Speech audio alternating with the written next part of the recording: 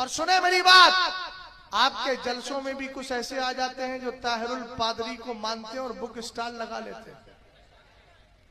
समझ गए ना?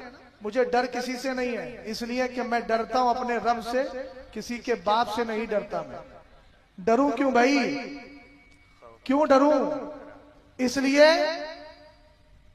जिसकी जात से डरने का हुक्म है, फइया फरहबून, रब कहता है सिर्फ मुझसे डरो। ताहिरुल पादरी पक्का काफिर है। कौन? ताहिर को जानते हो? ताहिरुल कादरी जिसको कहते हैं, कनाडा में जो बैठा है अपने आकाओं की गोद में,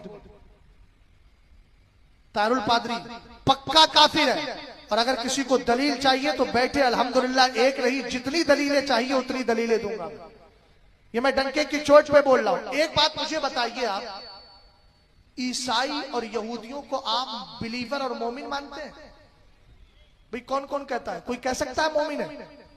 कभी नहीं कह सकता। इसलिए कि कुरान कहता है लक़द कफ़र अल्लज़ीना क़ालू इन्नल्लाह सालिसु सलासा। कुरान कहता है वक़ालतिल यहूदु उज़ैर इब्नुल्लाह वक़ालतिन नसारा अल-मसीह इब्नुल्लाह ज़ालिका क़ौलुहुम बिअफ़वाहिहिम युज़ाहिरूना क़ौलल लज़ीना कफ़रू मिन क़ब्लु क़ातलहुमुल्लाहु अन्ना युफ़कून। ये कुरान की दो आयतें मैंने पढ़ी। इनमें एक आयत में ईसाई और यहूदी दोनों को काफिर कहा गया, दूसरी आयत में ईसाइयों को काफिर कहा गया, जिसको कुरान काफिर कह रहा हो। ताहिरुल पादरी की किताब है फ़िरका परस्ती का खात्मा क्यों कर मुमकिन, उसमें लिखता है कि मेरे नजदीक यहूदी और ईसाई दोनों बिलीवर और मोमिन है। हमने कहा तेरे नजदीक मोमिन हो सकते हैं, हमने तो कुरान की रोशनी में उनको काफिर ही समझा है।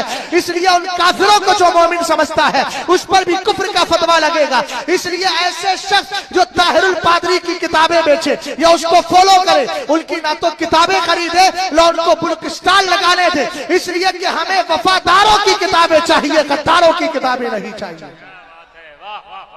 फइय्याकुम व इय्याहुम, हुजूर ने फरमाया उनसे बच के रहो।